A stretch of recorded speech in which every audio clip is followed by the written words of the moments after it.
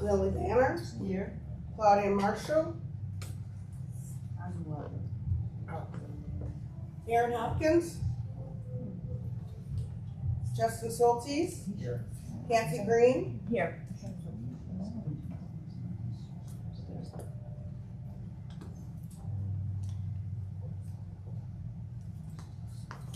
9 commissioners. Okay. I don't know, do we have copies of the agenda this evening? I don't think we did, did we? I don't think so. Stacy, I should have sent it to you. I'm sorry. Yeah, that's not something I'm used to doing. I apologize. Well, it's pretty much the same agenda. Are there It is any- online. If anyone Yeah. wants to bring it up on their phone, it's in the area commission under documents under agendas. Oh, there it is. And I have it. Yeah, I have it up on the wall. Are there any amendments to this evening's agenda? Yeah, so I would like to add another zoning application. So due to some miscommunication, we tabled Council Variance 25062, 285 East Muller Street. So I'm asking that we add it to the zoning agenda, waive the site hearing. For 2 reasons, one of which is the applicant has some timeline deadlines related to solar installation that we can talk about later. But the bigger reason is because honestly, it's a carriage house. It's what we call an accessory dwelling unit. City Council is voting on legislative changes in November that would actually make this variance unnecessary. So in the interest of moving it forward, I want to add it back into the agenda and waive the site hearing. What's the address? It is 285 East Muller. I'll second it. Thank you. All those in favor? Aye. Opposed? Yeah. Abstentions. So that's 4, 7 to 2. Motion passes. All right, that's probably for you to just abstain. Any other amendments? All right, hearing none, I move that we approve the agenda with the amended added address. Second. All those in favor? Aye. Opposed? Abstentions?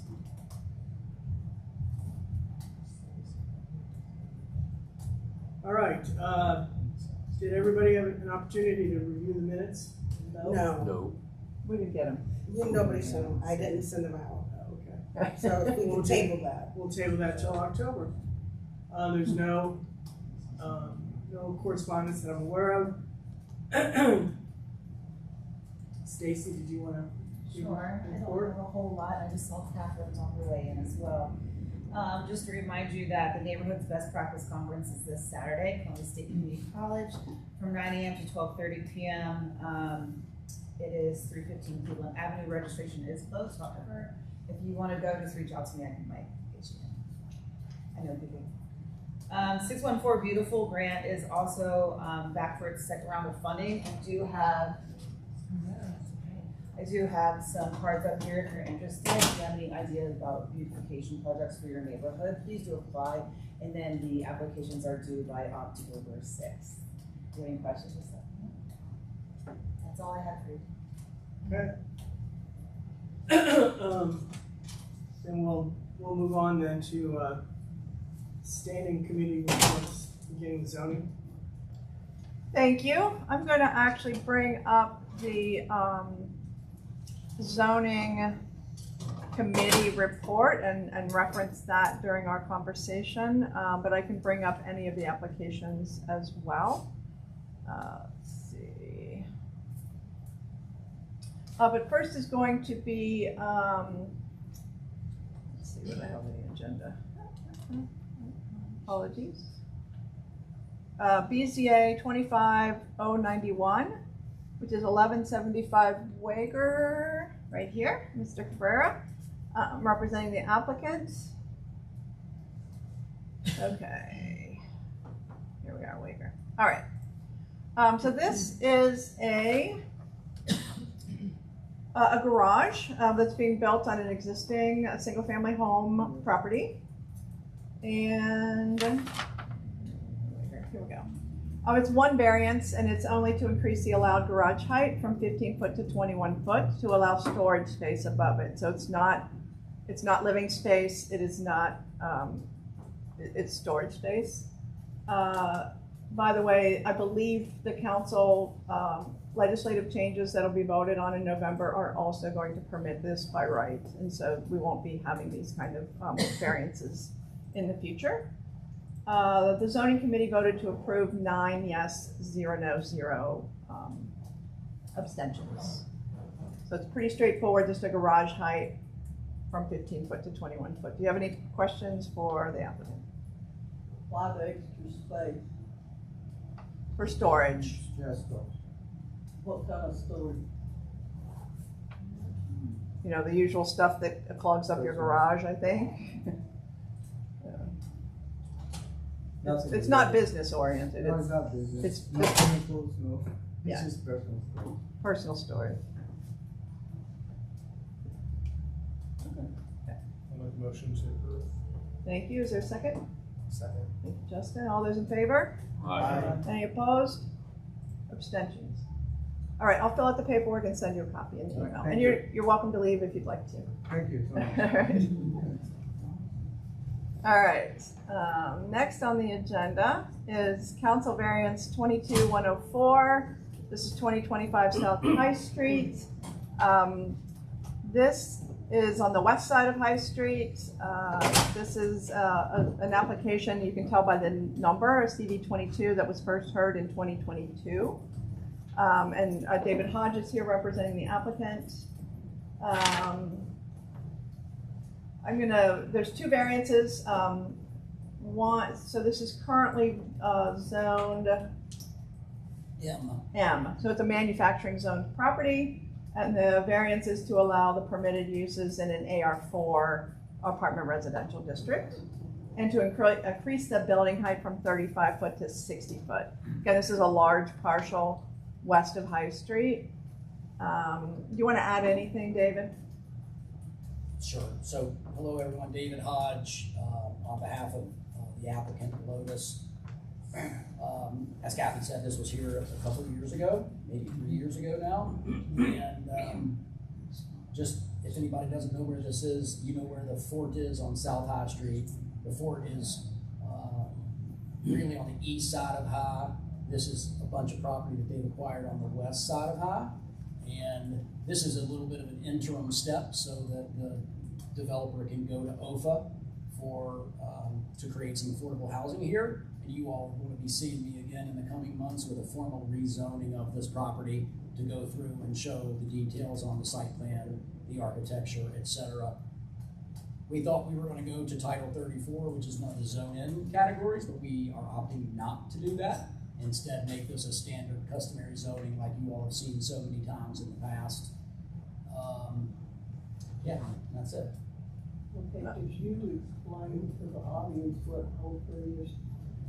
Sure. So OFA is the Ohio Housing Finance Authority, and they provide favorable financing to people that want to do affordable housing developments in all of the state of Ohio. Marion Village Association voted to approve both the variances, 8 yes, 0 no, 2 abstentions, and the zoning committee voted to approve 9 yes, 0 no, 0 abstentions. Are there any other questions for the applicant?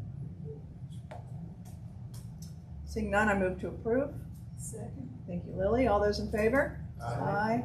Opposed? Abstentions. All righty. Thank you, David. I will send the email. Thank you. See you all soon. Okay. All right. Next is Council Variance 25052, 671 East Gate Street. Mr. Bach is here representing the applicant. This proposal is, so this is an existing parcel. It's in an R4 zoning district. It has an existing house on the rear of the property. And the proposal is to add a duplex on the front of the property.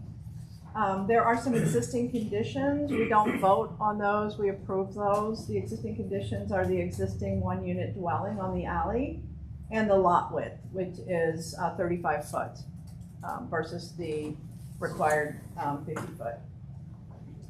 All right, so the variances that we're voting on today are to allow two separate units. So even though it's R4, meaning you can have 4 residential units, in the city code they have to be attached to each other. This is a 2-unit building and a 1-unit building separate. So two separate buildings, 3 dwelling units. And then there's another one around the required lot size. So the required lot size is 5,000 square foot per unit, and the proposal is to reduce that to 1,400 square foot per unit. And then there's 4 variances that relate to parking and driveway. So the proposal was to add a driveway on Gates, so a new curb cut on Gates Street on one side of the parcel, and to encroach in the side yard setback, reducing the parking setback line from 25 foot to 0 foot, and to reduce the vision clearance triangles at the driveway and gates. And then the last one is to reduce the required parking spaces. So for 3 dwelling units, 2 spaces per unit are required, which would be 6 spaces. With the driveway providing 2 spaces, that would reduce the required parking spaces to 2. So it would be a 4-unit variance. The zoning committee, when we met on Saturday,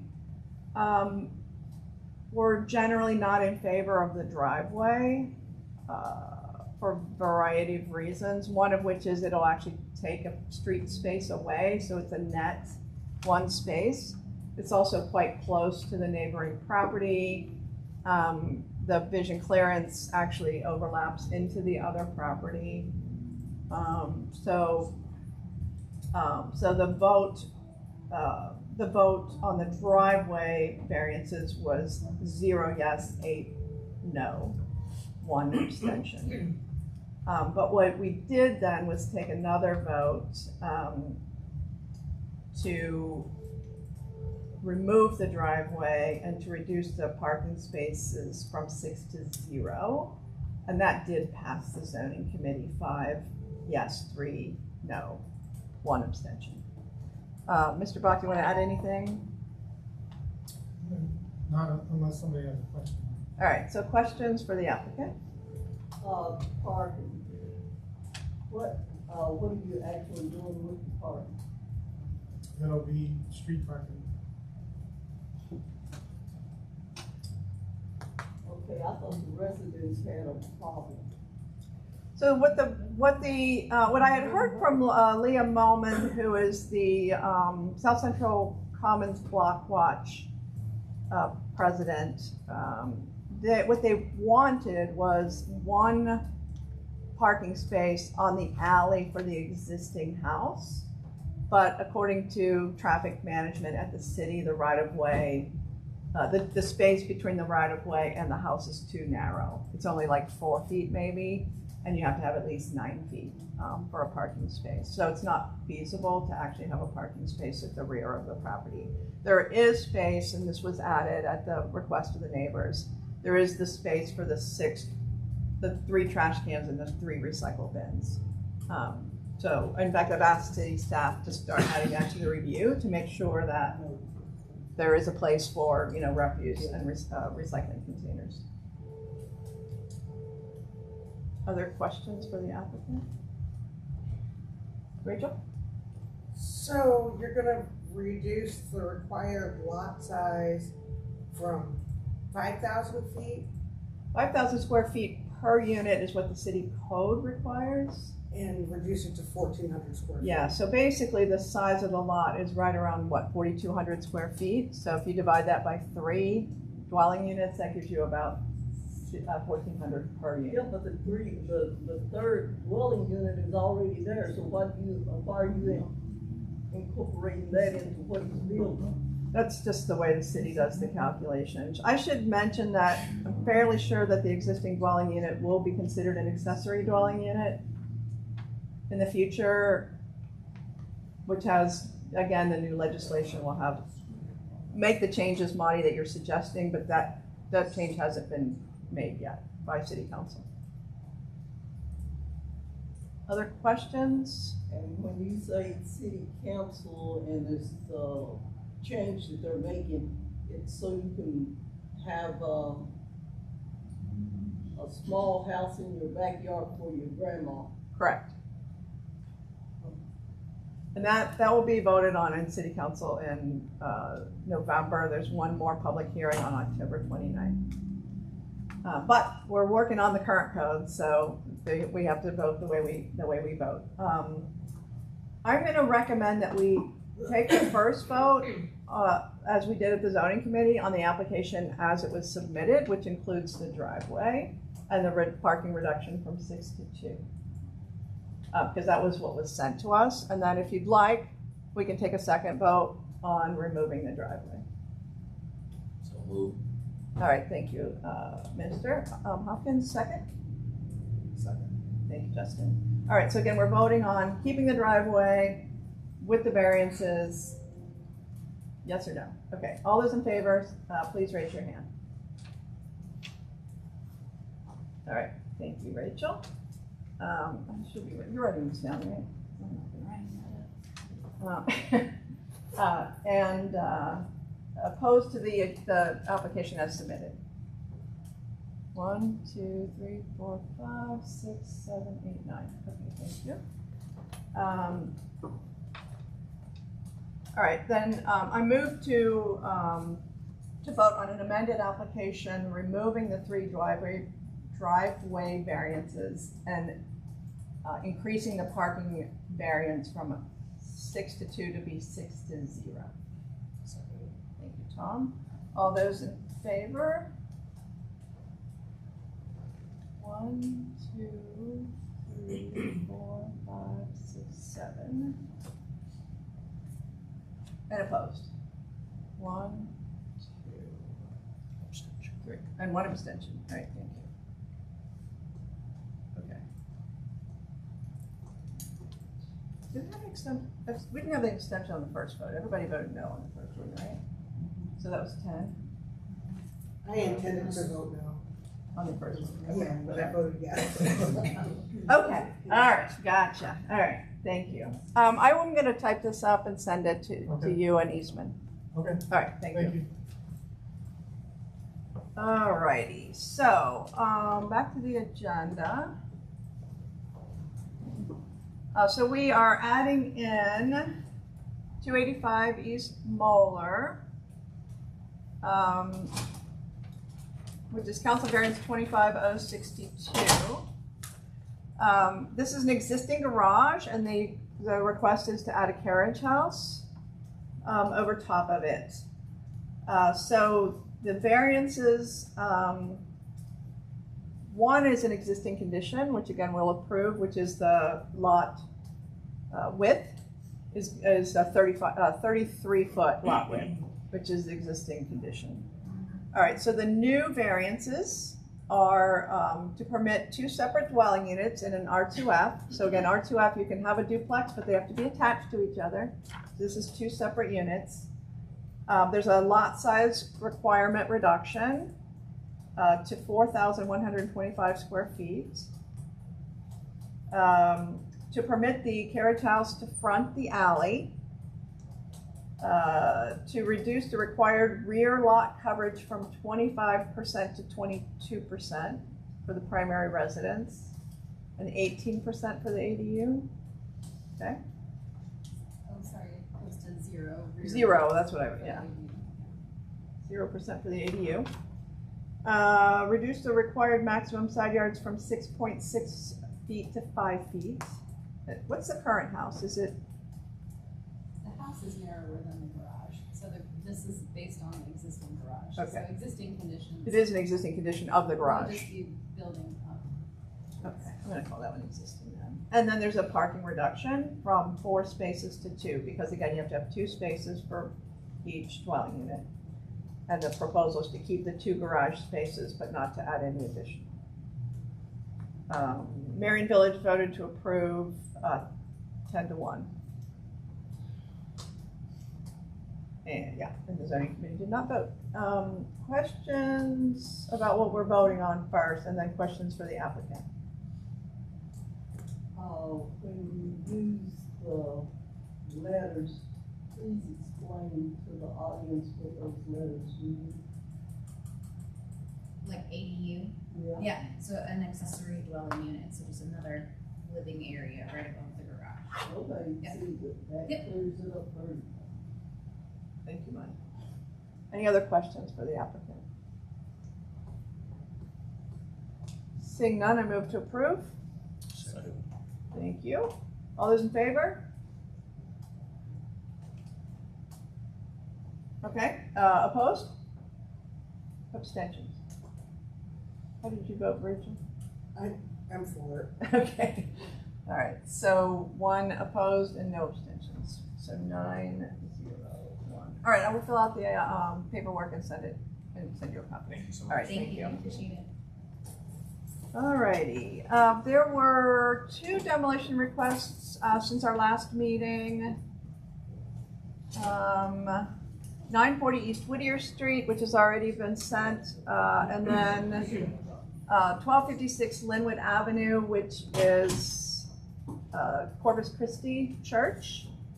I believe the date, the 10 business day deadline for people to raise any concerns is tomorrow.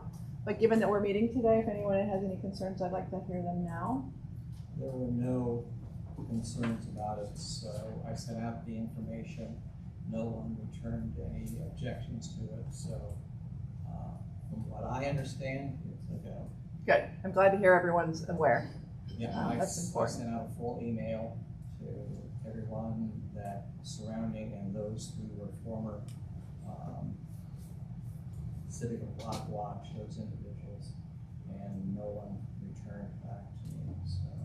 Okay, and I know Jordan did reach out to Father, what's his name? Father Lutz. Lutz, yes, Father Lutz, and he has, removed some, and then he's also reached out some other, trying to recycle as much of the building as possible before it's demolished. Asbestos abatement is. Asbestos is next. And they hope to have that finished by mid-October. Good, thank you. And of course, that'll go through a building site plan and all that kind of review once the demolition's complete. The last thing I wanted to cover. Question on. Yes, sorry. And so, Ted, do you have a contact person, or would that be through you? Jordan Henderson is the contact. Jordan Henderson. I discussed it with Jordan today, and he's on board.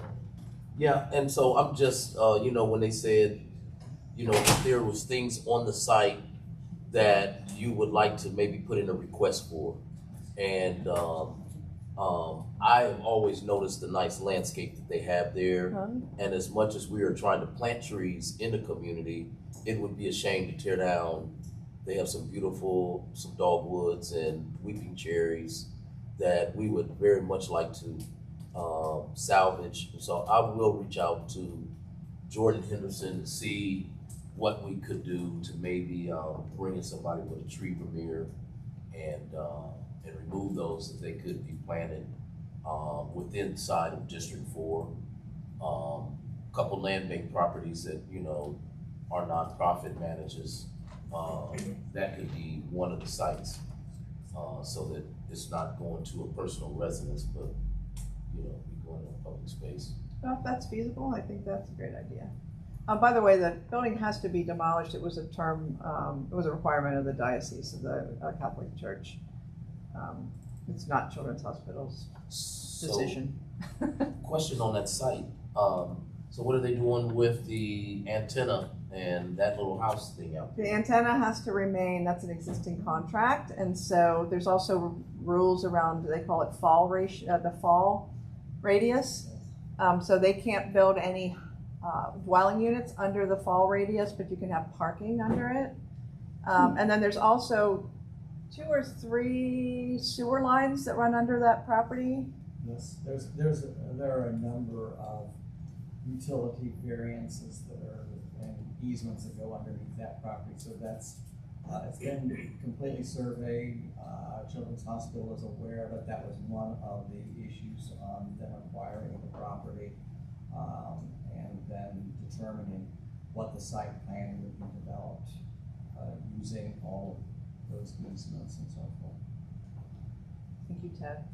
I did want to make a motion to add to the zoning policy, which is addendum B of the bylaws. We currently have the demolition policy where we send out the notice to the zoning committee and the full commission, and people have 10 business days to request a review. I would like to add the exact same language for Columbus Land Bank letters of support. I can only think of 2 maybe that since I've been zoning chair that we've been asked to provide, but in the interest of kind of moving that along, what I'm requesting is that we update the zoning policy that says Columbus Land Bank letters of support are handled as follows, and that's exact same words as we have for demolition. So we receive the request, we notify all zoning committee members, commissioners, and the appropriate civic association presidents of the request. Any party has 10 business days to request additional information or request a site hearing. And if there's no objections after the 10 days, then we can provide that letter of support. Okay, what about the areas that don't have commissions? Civics. I mean, the civics, do you give it to the block watch, whatever? Oh yeah, any formal group. Actually, well, probably District 4 is the one that has a multiple. Ted's on the zoning committee, Joel's on the commission, Aaron Hopkins is on the commission, and I'll include Leah for South Central Commons Block Watch, so that everybody gets notified. Well, that should be everything, they do block watch also. I think it's in the, Tom, it's in the bylaws where it talks about which district has which area, which civics, right? Yeah, so that's in the bylaws. It has a list of which civics are included. That's in the boundaries section. Is there a second? Thank you, Justin. Any more discussion? All those in favor? Aye. Anyone opposed? All right, thank you. Last thing I just wanted to mention was I did go to the zoning advisory committee right before I came here. The zone in phase 2, they call it the Columbus Growth Map, is going to be and the related document that goes with it is going to be out for comment. I believe it's October 10th for 30 days. And then there'll be a public hearing in November. And then there'll be a vote on that in December. So I'm sure Catherine will be sending all of that information out once she receives it, so that people are aware of the public comment period. And it'll be a different survey than the one that was done for zone in phase 2, which was map based. This one will be more like a comment form kind of based. I think they said they had over 3,000 comments on the zone in phase 2, and so that's what they'll be putting out for another public comment period, and then for a public hearing. And that's all I had. I had a question for you. I know that maybe 2 weeks ago, I saw the announcement that the city was going to be in Vassar Village in Yes. the community doing a walk. Can you say a little bit more about that, and did you attend that? I did, actually. I did, and so did Jim. There were a number of Vassar Village residents. What we looked at was the parcels that are currently zoned manufacturing that are north of Jenkins. Okay. And that includes all the way, it goes almost all the way up to Freebus. So Terrier Steel, if you're familiar where Terrier Steel is, those parcels were included. And then that's Midhoff, right? Between Midhoff and Freebus. And then from Midhoff down to Jenkins, there's like Cinco Technologies. There were about 4 or 5 businesses in there. The proposal is in the map that was put out so far is to make those parcels mixed use and then keep everything south of Jenkins manufacturing. So that's like where Impact is, and then Clovis Crossdock, and then everything all the way down, right? So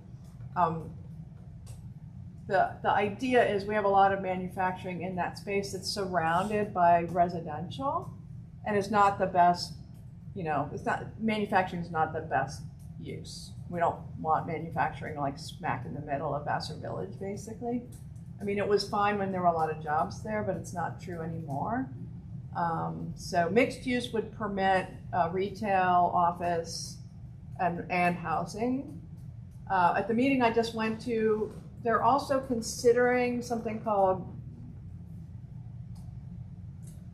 industrial mixed use, where it'd be the very, very lightest uses perhaps being allowed in with the regular mixed use, but that'll all come out in the October materials that they put out. Whether they go that direction or not, they're still thinking about it. Who was the contact person for that? I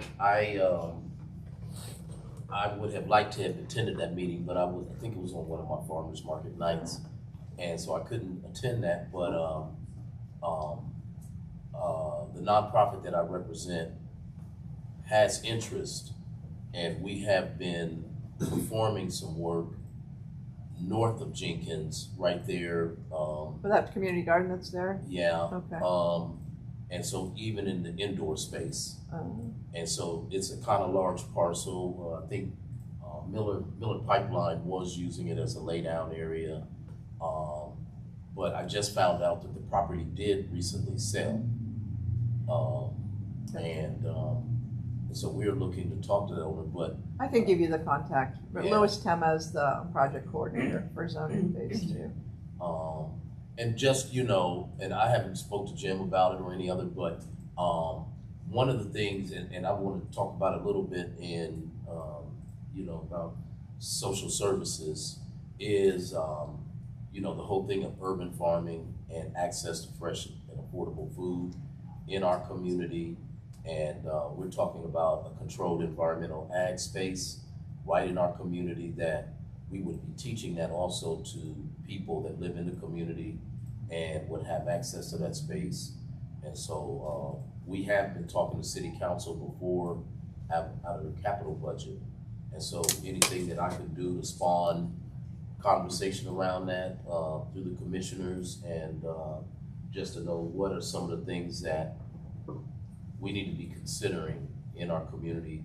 And so when you say mixed use, I do want to say something later about the intersection of food and housing. Yeah, and we did, there was a discussion around the additional green space. Any property that's 10 acres or larger or has 300 feet of street frontage is considered a large site. I didn't really know all of this, but I did some research afterwards. And there are additional green space requirements for large sites. So that came up, and then obviously the EPA, brownfield mitigation for some of these sites would be required. Obviously, you can't put housing where you've had industrial waste without it having been remediated. But some of those sites have been mitigated. So I think it's interesting for us because we do have this we have this manufacturing on the south side, and we have some not so good manufacturing neighbors, and so we want to be careful that we're not creating a new problem zone. Okay. Public relations? Hello. He has attended someone else was August and 9th Avenue Ball. We had a good attendance, lots of inquiry, and bags, the bags and chip clips and cars. And August 24th, American Village Association had their event, and we had a nice attendance with a nice split shift there with workers on and off, and lots of inquiry on that also. And we have new yard signs that are out, and But library when the library wanted, when the library would not be available, no vacancy, we had a one for Barrett Rec Center, so we could either put either or out. And that's my report. Thank you. Common services? All I have to report is that recreation and parks will be at our November meeting instead of last week's meeting to discuss our requests for various parks. They asked for that additional time so that they could, including with their new maintenance supervisor, visit all of the parks themselves and see them. So they will be at our November meeting on Wednesday, November 12th, which will be here at the Parsons Library at 6 p.m. Terrific. Okay, did you get, the instructions I sent about where we wanted the shelter house and the pavilion and all of that? Okay. And we can Okay. present it to the city. All right. I don't think there's anything for bylaws. And sadly, Claudia's not here, so religious social services. Yep, just a couple announcements, on Thursday, September 25th at 6 o'clock, at Family Missionary Baptist Church, 996 Oakwood Avenue. There is a Columbus candidate community forum, where you have some city council candidates, Tierra Ross and Jess Vogel, will be, there. You know, it's kind of a forum, open forum. Pastor Lamar will be the host, and the facilitator is Dr. Keith Harrison. And this is around Columbus School Board candidates. And so there's a list of names, 5 people, I guess, that are looking to become candidates, and so it's going to be an open forum. I'm not sure if anyone caught it on the news. A lot of big decisions is going on with our school board around funding because of the cuts that they are, that they're talking about. No busing for high school, no busing for high school students, and so it's going to be really important. The candidates that will be coming on board, what are their views? What solutions would they have? A lot of big things going on with our schools that we just need to stay abreast of. There was an announcement that I had missed it a couple months ago, but one of the pastors from right here on the south side, Dr. Little, from Reposac, or no, what's the name of it now? Restoration Missionary. Resurrection Missionary Baptist, has now become the pastor of Mount Hermon Missionary Baptist Church up on Sunbury Road, and is also the moderator of one of the largest, it's an Eastern Union Missionary Baptist, that conference, and that is a really large representation of the missionary Baptist churches here in Central Ohio. So is there still an open seat? Have they filled that seat there? With Restoration? Yes. Yes, our new pastor is Pastor Marshall Fromms. So they have seated a new pastor, and so we are looking to still connect with our area churches on the south side, that they also bring a voice and a representation into our civic, that we can be able to address more of the social services and just a voice on, how things is being handled within our city around violence and economic development and, jobs and wellness in our community. So yeah, that is, and so I just wanted to speak a little bit too, because of different things that's happened in the current administration with reduction of SNAP. I hear that by the end of September, they possibly could be voting on the Farm Bill, which the Farm Bill houses a lot. And one of those things is SNAP benefits, and there's already been reductions in other social services, from out of the Farm Bill. and other social services. And so that intersection of housing and food is really going to be critical. And what are we doing in our communities to prepare our communities to be more resilient? We know the great work that's going on at down in CD4B at Fresh for All, access to food, and then also there's a couple of nonprofits right here on Parsons that are helping to feed people, but specifically even in the lane where I'm in, it's about food production and fresh and affordable food that is done. And so I would like to see, Jim, and I haven't been able to make it to our meetings on Saturdays where we could discuss that more, but I would really like to see a committee that could come out of social services that is really talking about this access to food and what is the potential for housing and food to coexist.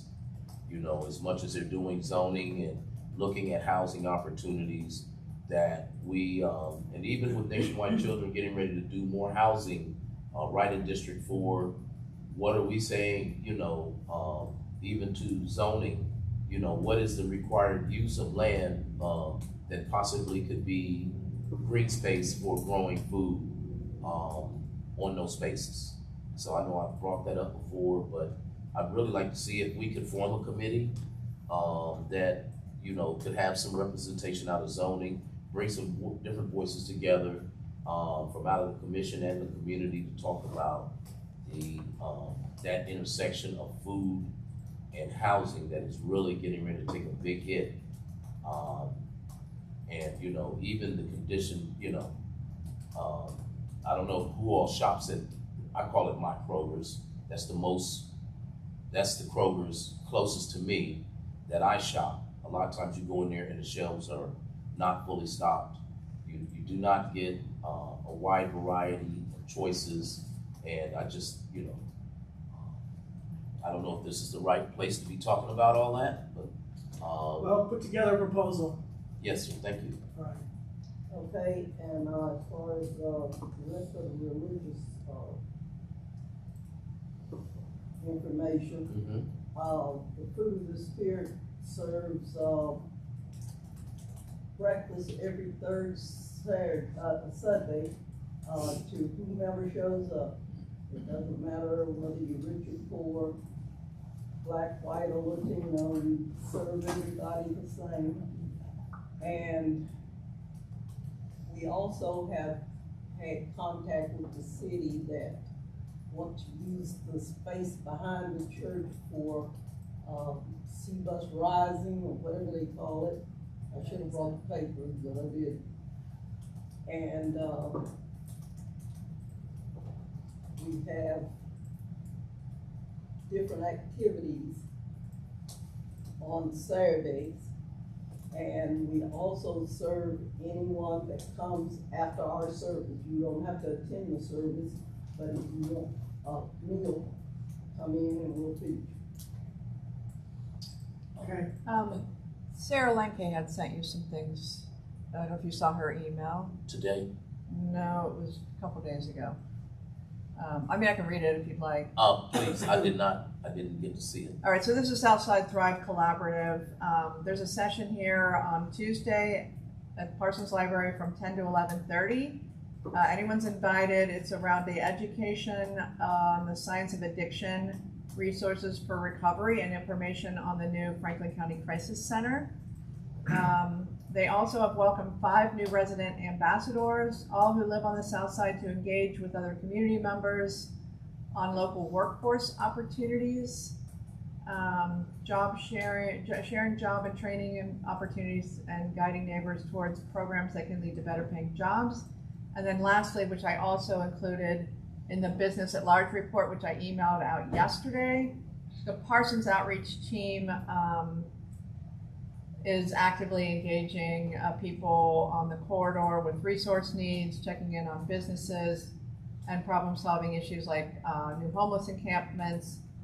They have litter pickups on the 2nd and 4th Friday of the month from 9 to 11. And I've done it twice. There's been 3 and I've done 2 of them. So I encourage anyone who isn't working at 9 o'clock on a Friday morning, that has some opportunity to come out and pick up litter. Kathy, were in what Sarah sent, were those also flyers attached to those? Maybe. I can send it. I'll look for it. I'll send it. Do you want me to just send it out to everybody? Yeah, if it could go to the commissioners, yes, that would be great.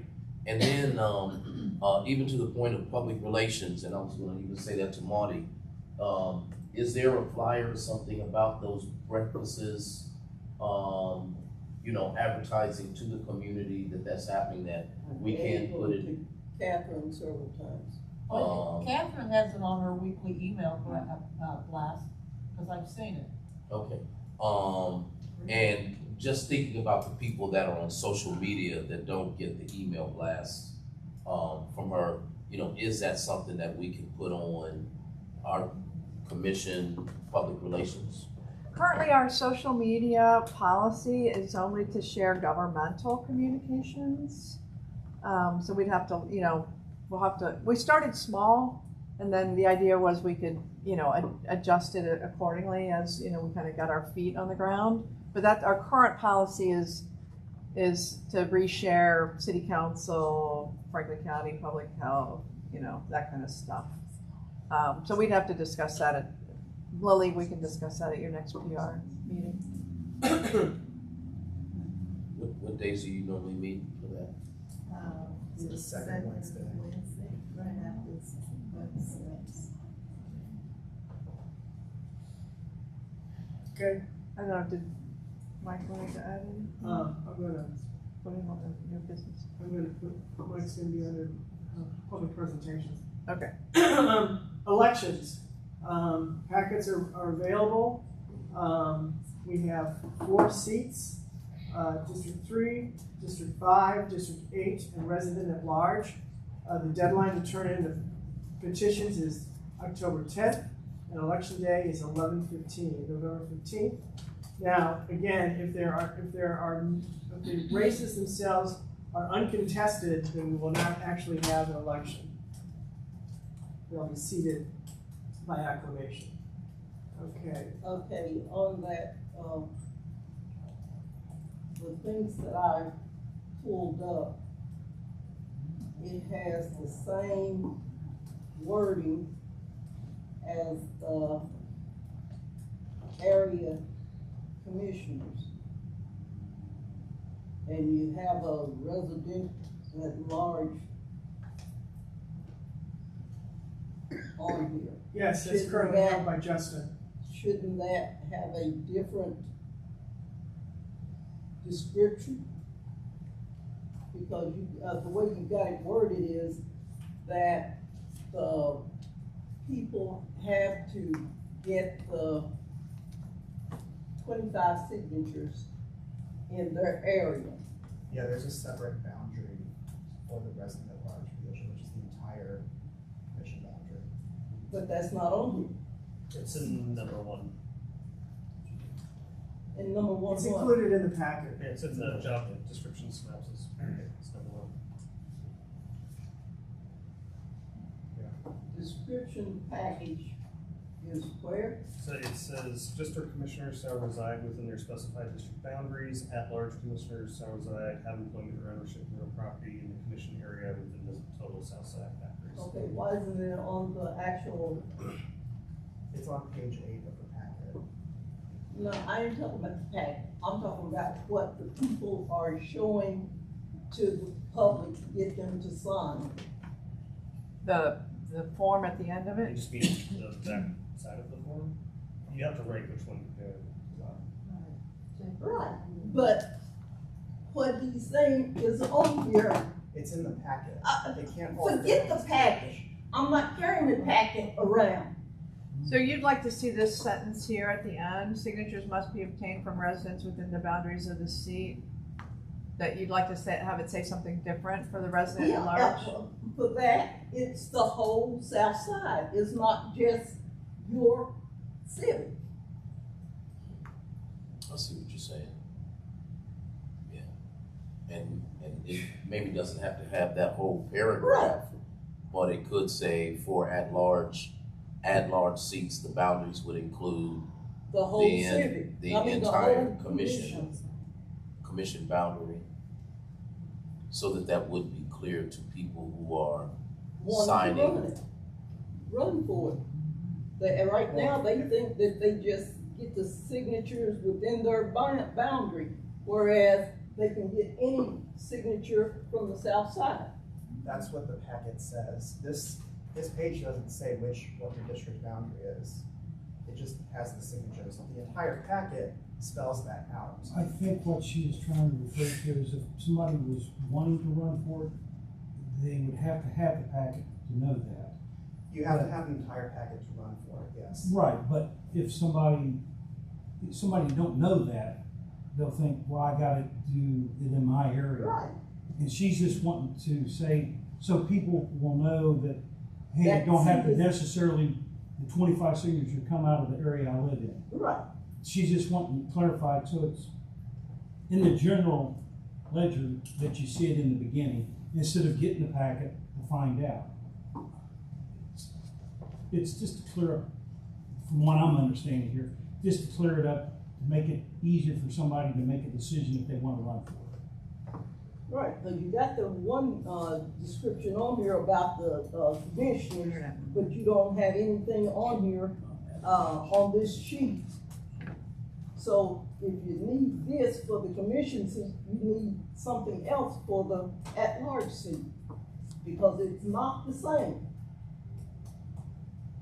Well, we can certainly add a sentence that says the business at large seat represents the entire commission boundaries. Right. Yeah, it's a simple fix. That's it. It says that in. We're not talking about Just on the one page. I mean, it's one You sentence. might also, if we're gonna make that, put like District 3, Marion Village, District 5, whatever, because people don't know what District 3, District 5, whatever are. Getting to that point. I mean, obviously, if anyone's already passed their petitions, that's fine, but if Yeah. anybody hasn't downloaded a petition, I mean, if everyone's okay with that, I can make that change, may add Marion Village, Deshler Park, and RepoSac, That would be great. and then add a sentence, business at large seat, It's Signatures. Resident at large, right. resident at large, resident at large. I'll do that when I get home. So far, I've posted it once on Facebook, and I also posted it on our website. But I think especially the civics that are holding the seat, it would be nice to get them also sent out through your own social media, Deshler Park, RepoSac, and Marion Village. All right. Officer reports. I don't have anything tonight. I have nothing to report either. Okay. All right. Then next on our other public presentations is the person here from the Larry? here. Mike. So you want to get up and do your presentation? Yes, I'm Larry Brasher. Thank you all for inviting me. Ms. Green, I was speaking with you. I'm an outreach representative on behalf of all people arts up here, 1865 Parsons. This year we are celebrating our 5-year anniversary. Our goal is to increase arts accessibility here on the South Side. So a lot of our programming is centered around that, whether it's our community workshops, all the way from like screen printing, as well as muralists. And then for this year, we, again, as I said, we're celebrating our 5-year anniversary, and we're celebrating it at Seventh Sun Brewery on October 14th. Doors open at 5. We'd love to have you guys there. Thank you all for all the work that you guys are doing for the community. I am somebody who grew up in Columbus my entire life, and I will say that the work that's being done here on the South Side and the amount of like cohesiveness within like organizations is something that I really have not seen on any other side of the city. So yeah, thank you all, and I appreciate the opportunity for allowing me to speak real quick. I do have some flyers here. I know that you have like, I want to be respectful of your policy and stuff. Oh yeah, no, you can hand things out, it's Okay. fine. I did get back online and I did add, I did bring up their website, so if you're a muralist, looks like there's a mural art class. Now, you are doing murals on buildings? Yes, ma'am. I believe, I forget where the location is at, but I know that we're working on one. I think it was connected with Southside Family Farms as well, somewhere up here, down Parsons as well. And I think that there's another one that we've been working Did you do the one on, Priebus, right, well, at Priebus and Lockbourne, there's a mural on the side of the building. What is that address? Well, It's 15 something free, at Lockburn. It's a little, there's a little strip, so there's a cannabis place in there and a drive-through. Okay, I know what you're talking about. Yeah, I'm not really sure on that one. Oh, you all did, Yeah. yeah. Okay, It okay. I know faces Priebus. Yeah, I know like a lot of, like quite a few down the south side and stuff. Okay. Yeah, absolutely. Do you have more of these? I do not only right now, I'm sorry about that. But, Do you have a personal contact for you? yeah, I can do with you. Yes, sir. Thank you. Okay, Mike Primo. Hi, everybody. Caitlin Henson sends her apologies. She couldn't be here tonight, so I'm providing the report on community development for all people. First off, we're very excited that our affordable housing development called the Lofton, in partnership with the NRP group, will complete construction next month. It's 245 units of affordable housing down where the old Rice Bowl restaurant was. And it is in the process of going through. Folks can submit applications for pre-leasing now through the website. Also want to invite everybody to our annual celebration, which will be Thursday, November 20th at 6 p.m. up at Children's Hospital in the auditorium. It's free and anybody can come, and it's just a celebration of all of the great things that have happened on the South Side in the past year, and also recognizing some of our really amazing volunteers as well. If you haven't seen it already, I would highly recommend you drive by the All People's Fresh Market, because it got a facelift recently thanks to the Neighborhood Design Center and some very talented young students who provided a mural. There was already a mural on the north side of the building. We now have a mural on the south side of the building, and they've also decorated the tarmac as well. So it just looks a lot brighter and fresher and more inviting for folks. So we're excited about that. May I have your attention, please? The library will be closing in 30 minutes. If you need to call for a ride, make prints, copies, or return Chromebooks or bike locks, please do so now. Again, the library will be closing in 30 minutes. Thank you. Now, the last update I have is that the Mary Tsunami Garden, which is at 248 Stanford Place, is having a harvest celebration on October 4th from 10 a.m. to 2 p.m.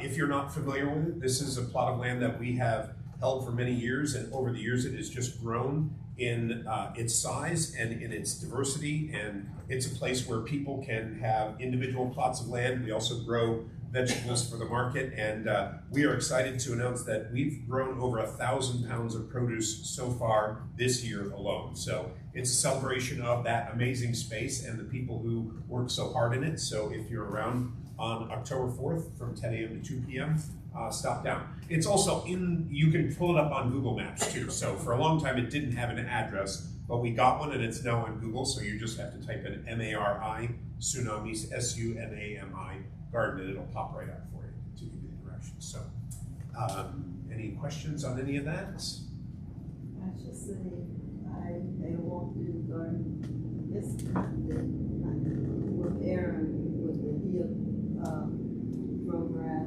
it is so beautiful. You're talking about a nice garden, it's nice. Yeah, they do an incredible work down there. So, and I'm the director as well, because sometimes they have so much stuff that it winds up in the office, and anytime there's tomatoes that come in, I just grab them, take them home, or I just eat them on the spot. They're fantastic. So, thank you. Thank you, Mike. Question on the beautification from Neighborhood Design Center. Was that out of the 614 beautification, or was that? I think it was a separate grant. project? Yeah, it was a separate project that the Neighborhood Design Center decided to they approached us, and so I wish we could claim some, like that we sold it to them and they came and did it, but they came to us and they said, we'd really like to, and they also they put up one of those shade barriers that covers a corner of the lot, so if people are out in the heat, they've got a place for shade too. So it really is a miracle how that came about. And so just even with him mentioning that, and as an announcement that there is a 614 beautiful grant that is out there that provides like $10,000 for beautification projects. And if you don't have a nonprofit, you can, there are organizations that you can partner with for that, and it's a really good thing. And I heard that this is the second round of funding because they didn't have enough people to sign up, but they want to make sure that those funds are spent. That is an initiative coming out of the city for the neighborhood design. So. Yes. Yes. Thank you very much. Have a good day. Thank you. Okay, district reports. District 1, Nothing to report. District 2.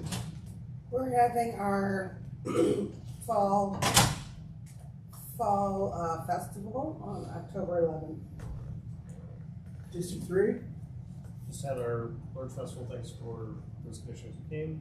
We do have upcoming autumn yard sale, October 4th. If you're interested in that. We also have a winter potluck on December 5th. And then our normal meeting on October 1st, we'll have a representative of the city coming to talk about the rollout on parking permits in the area. So if you're interested in that, you're welcome to attend. District 4. Nothing to report. District 5. Nothing to report, but I would like to speak about these companies that's coming into our state and getting our tax dollar to build what they call affordable housing. And it's not affordable, and it's not housing. They're building apartment buildings. Call a spade a spade. Buildings, not homes. And to me, it's misrepresentation to the public, because we're talking about building a home, which means an individual family or individual would live in it, whereas what they're doing is throwing up all of these apartment buildings and calling them affordable, and the one that they built in Berwick for seniors is $2,000 a month.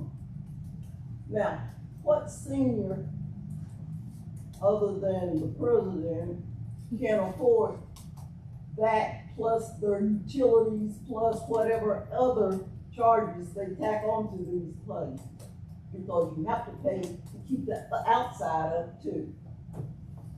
So I would like for us to form a committee about them lying to the public about what we're doing. Is there a specific example on the south side, Monty, or is this somewhere else in the city? Well, it would have been if we didn't speak up with that 10-story tower they were talking about putting over there, and half of the rooms wouldn't have windows. I mean, we do have an affordable housing variance for October. And I'm quite sure that when we get to that one, we can discuss what that means, because there are, if you get the Ohio housing tax credits for affordable housing, there are very specific requirements for those that are, I don't want to say because I'm not a housing expert, but there are specific requirements.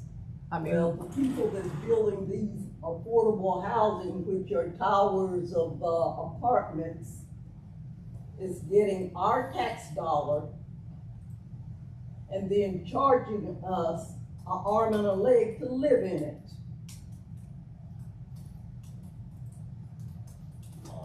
So just one question out of, I know that there was the one housing that came to the commission that was in Deshler. Has that proposal went away? The 10-story that you That's been tabled. It's over with. It's over. well, with. it's, No, it's not over with. it's tabled. It's not withdrawn. It's not over with. But let's move on. I want to move on. I I want to move on. Just another question about Deschler. Has there been any discussion? I noticed that they are completed with tearing down the school and they moved all the equipment out. Has there been any discussion? They contacted the president and want to meet with us about what we would like to see put there. Has that been scheduled yet, Monty? No, Who's your president? Earl Littlefield. And we also have Mr. Vogel, whoever that is, coming to our meeting this month. If you all want to come and talk to him, it's on Thursday after 6 o'clock. Just 30. All right, let's move on. District 8, do you have a report? Oh, that's me, I guess. No, we did have a nice summer. We had 3 musical, well, from National Night Out, and nice summer, and still meeting and discussing issues and items, but everything's good. Are there any public announcements? Did Catherine do Can I go really quickly, sorry? Yes, go ahead. My name is Catherine Call. I'm with Columbus City Council. I'm the liaison for District 8, which is you guys, Far South, and Mid-East. I sent these in my email, but just some quick things I wanted to highlight. Tomorrow is Southside's council meeting, where I believe all 9 representatives will be present at Scioto South and Recreation Center, along with leadership from each department. So it's an opportunity to connect one-on-one with each council member, or if you have specific questions about the department. 6 to 7:30 at Scioto Southland. There's no real program, so you can show up as your schedule is as you're available. It's also Public Safety Week. That's why I was slightly late. We had one of our programs today. We have another program Thursday evening. It's a family fun event. Columbus Police, Fire, food will be there, animals, opportunities for kids to play. I have the flyers right here if you want to catch it when you walk out. It's at Barnett Rec Center. There's also Thursday, I think, a really important meeting provided by the city attorney's office. It's a conversation around older adults and protecting older adults and their families into homes with predatory home repair practices, like developers coming in and filing 311s on older adults to get them to move out of their homes. It will be taking place here at 3:30 p.m. Coffee and Conversation is back with Columbus City Council. Our first one will be next Tuesday at 10 a.m. at Shepherd Branch Library. That's 80 North Nelson, so do not come here. And it will be from leadership of Columbus Dialogue Police. It's a really fascinating program, and it is a program that other police departments are looking at nationwide. And finally, also, Supper Club Series is back. We're going to be meeting at Planks on Parsons Wednesday, October 1st, 5:30. No need RSVP, just show up. I will be buying a large pizza for anyone present. Thank you. I'm not present, so send mine to the house, because I got police business I at will night. do Uber Eats to your house then. Okay. We are adjourned.